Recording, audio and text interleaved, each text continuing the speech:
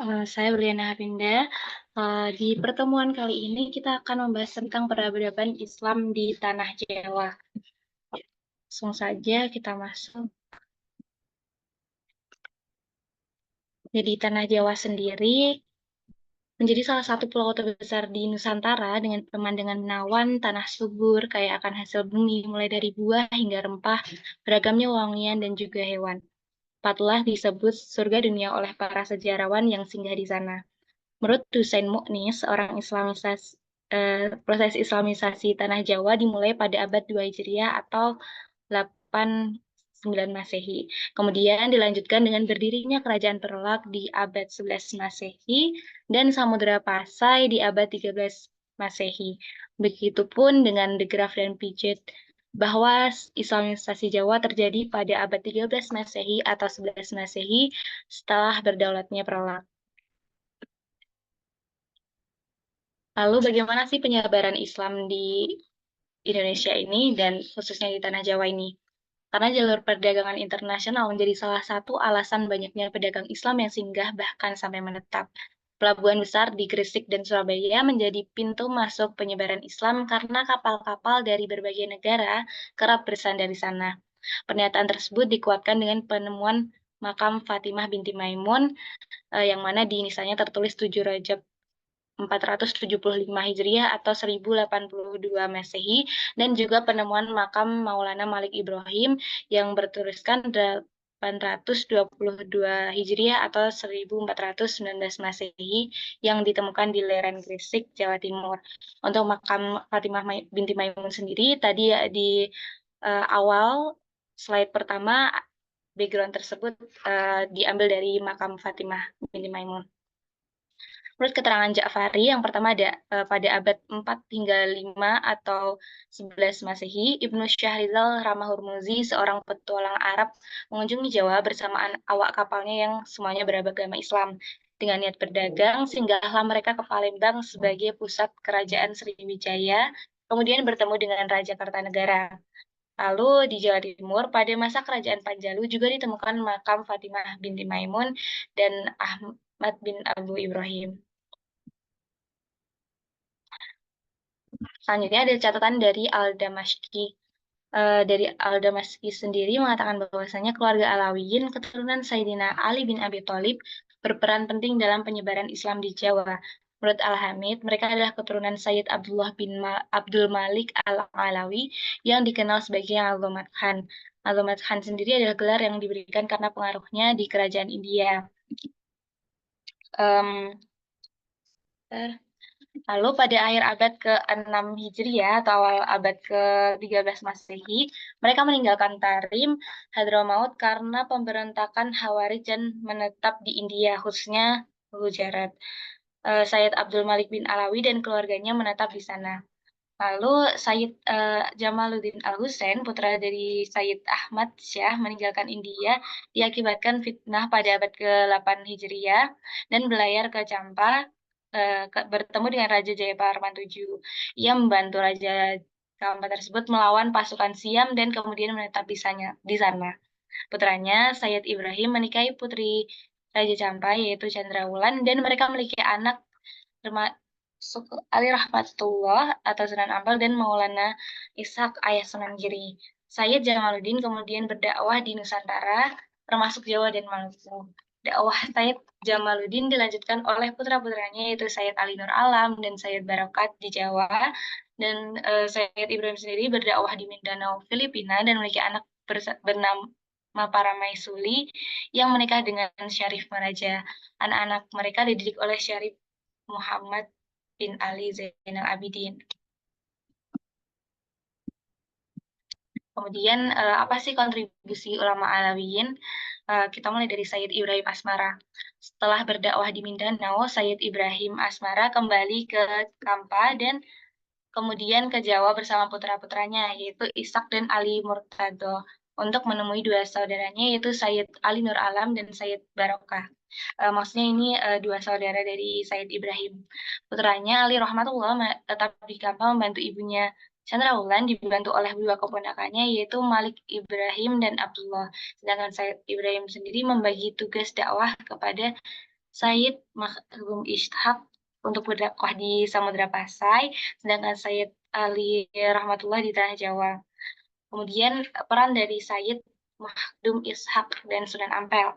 Sayyid Makhdum Ishaq dikenal sebagai ulama zuhud yang berdakwah di Jawa, Malaka, dan Johor yang mengislamkan Raja Malaka yang kemudian dikenal sebagai Sultan Muhammad Syah bin Sultan Iskandar Syah. Di Ampel sendiri, Sunan Ampel berdakwah bersama Abu Hurairah Al-Mujahid. Mereka juga berdakwah di Palembang, mengislamkan Arya Damar yang menjadi Sultan Abdullah. Kemudian Sunan Ampel. Setelah berdakwah di Palembang, Sunan Ampel kembali ke Jawa dan mendirikan pesantren di Ampel. Ia meninggal pada tahun 1479 Masehi. Sepupunya, Sayyid Malik Ibrahim juga berperan penting dalam islamisasi di Jawa, terutama di Leran, Gresik, hingga wafat pada tahun 822 Hijriah. Peran islamisasi dilanjutkan oleh putra-putra Sunan Ampel dan keturunan lainnya seperti Maulana Ibrahim, yaitu Sunan Bonang, Said Hashim, dan Maulana Said Ja'far Shadiq atau Sunan Kudus. Muridnya, Said Muhammad Ainul Yakin juga dikenal sebagai Sunan Giri, mendirikan pesantren di Giri dan berkontribusi besar dalam islamisasi Jawa. Kemudian ada Said Zainal Abidin. Said Zainal Abidin adalah putra dari Sunan Ampel dan putranya Said Muhammad Kabungsuan yang mengajarkan ilmu agama Islam di Kepulauan Melayu dan Mindanao, dilanjutkan oleh murid Said Makhdum Ishaq, yaitu Said Abu Bakar. Said Zainal Abidin tiba di Malaka, berdagang dan berdakwah, kemudian menikahi putri raja dan dikaruniai 4 putra. Salah satunya adalah Abu Bakar. Dikirim belajar ke Makkah sebelum kembali berdakwah di Malaka dan menulis kitab Ad-Durrul Manzum. Dakwah Sayyid Zainal Abidin dilanjutkan oleh putranya di berbagai tempat. Sayyid Abu Bakar menjadi qadhi dan imam di Sulu setelah Raja Baginda wafat tanpa ahli waris laki-laki. Kemudian ia diangkat menjadi pengganti dengan gelar Paduka Mahasari Maulana Sultan Syarif Al-Hashimi. Lalu di Al-Saqaf dalam Tarikh Al-Islam fi Banten, tercatat di antara keturunan Azamat Han yang berperan dalam penyebaran Islam di Jawa adalah Syarif Hidayatullah atau Sunan Gunung Jati. Nah, di sini dari keluarga Alawin, Sunan Gunung Jati masih termasuk keturunan Alawin. Dia merupakan keturunan Sayyid Jamaluddin Husain dan memiliki hubungan nasab dengan Sunan Giri dan Sunan Ampel. Ia awalnya tinggal di kerajaan Samudra Pasai, kemudian belajar di Makkah, dan setelah kembali menuju ke Demak menjadi ulama yang dekat dengan Sultan Trenggono. Kontribusi dari keluarga Alawin yaitu berupa penyebaran mazhab Syafi'i dalam bidang syariah dan pengikut akidah Asy'ariyah dalam teologi, lalu mendirikan masjid dan pesantren mengajarkan fikih Syafi'i, akidah Asy'ari, dan tasawuf sunni. Integrasi ini menjadi materi dakwah mereka di Indonesia dan menguatkan peran mazhab Syafi'i dan Asy'ariyah di Nusantara. Awal peradaban Islam dan peran Wali Songo. Dakwah di Tanah Jawa berkembang pesat, terutama oleh para ulama keturunan Alawiyin yang dikenal dengan Wali Songo. Sunan Ampel mendirikan pesantren Ampel Dinta di Surabaya, menghasilkan santri-santri yang kemudian menyebarkan Islam di Jawa, termasuk Sunan Giri, Sunan Bonang, dan Sunan Kudus. Lalu setelah runtuhnya kerajaan Majapahit, Abdul Fattah juga mendirikan kerajaan Demak dengan dukungan Wali Songo. Wali Songo berperan besar dalam penyebaran Islam di Jawa dan dikenal karena keteguhan mereka dalam menyebarkan agama Islam. Lalu ada Sultan Abdul Fattah dan raja-raja Demak sesudahnya. Sultan Abdul Fattah juga dikenal sebagai Raden Patah, mendirikan kerajaan Demak dan menjadi sultan pertamanya. Sebelum menaklukkan Majapahit, dia diangkat sebagai Adipati Notoprojo di Gelagahwangi Bintoro Demak pada tahun 1475 Masehi oleh Prabu Kertabumi. Kerajaan Demak sendiri didirikan bersama dengan Masjid Demak yang dibangun oleh Wali Songo dengan struktur filosofis yang mencerminkan ajaran Islam. Masjid ini menjadi pusat ibadah dan pendidikan Islam di Jawa. Penyebaran Islam di Demak melibatkan tokoh-tokoh seperti Sunan Bonang dan Sunan Kalijaga. Setelah Abdul Fattah wafat pada 1518 Masehi, Kepemimpinan berpindah ke putranya, yaitu Adipati Muhammad Yunus atau Pati Unus yang dikenal karena penaklukan Palembang dan wilayah lain. Ia juga berusaha mengusir Portugis dari Malaka, tapi gagal dan gugur dalam pertempuran tersebut. Pati Unus sendiri digantikan oleh saudaranya Sultan Trenggono yang memerintah dari 1521 hingga 1546 Masehi.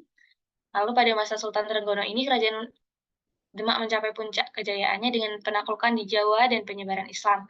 Ia dibantu oleh Syarif Hidayatullah atau Sunan Gunung Jati yang berperan dalam penyebaran Islam di Jawa bagian barat.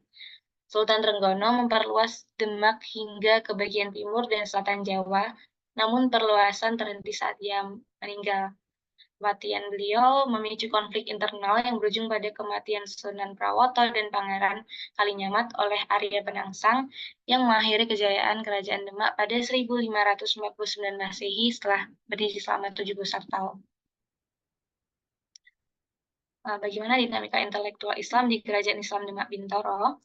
Pada masa Kerajaan Demak, intelektual Islam berkembang pesat. Masyarakat Jawa mulai belajar Islam dari para ulama dan muncul karya-karya intelektual bernafaskan Islam seperti Undang-Undang Jaya Langkara yang menegakkan hukum dan keadilan. Ulama berperan penting dalam pengembangan intelektual melalui karya-karya ilmiah, termasuk kitab-kitab ajaran Sunan Bonang dan berbagai serat dan suluk seperti Sulut Sukarsa, Sulut Wicil, dan Serat Menak. Nah, untuk mazhab Syafi'i dalam syariah dan Ahlus Sunnah wal Jamaah dalam akidah menjadi arus utama karena pengaruh Wali Songo, yaitu ulama penyebar Islam Jawa. Namun, sayang terjadi konflik pemikiran dalam tasawuf antara pengikut Wujudiyah dan Syuhudiyah, sebagaimana terlihat dalam suluk Malang Sumirang karya Sunan Panggung, yang dianggap membawa ajaran wahdatul wujud dan menyebabkan ia dihukum mati. Kesimpulannya, Kerajaan Demak didirikan oleh Sultan Abdul Fattah, kemudian menjadi pusat penyebaran Islam Jawa. Para ulama Alawiyyin dan Wali Songo memainkan peran penting dalam memperluas agama dan pemikiran Islam. Masjid Demak sendiri menjadi pusat intelektual dengan mazhab Syafi'i dan Ahlus Sunnah wal Jamaah menjadi arus utama, sedangkan Sultan Muhammad Yunus dan Sultan Arya Trenggono memimpin Demak menuju kemakmuran ekonomi, politik, dan penyebaran agama. Namun, konflik internal setelah kematian Sultan Trenggono menyebabkan keruntuhan Demak pada 1549 Masehi. Mungkin cukup sekian dari saya. Terima kasih atas perhatiannya. Wassalamualaikum warahmatullahi wabarakatuh.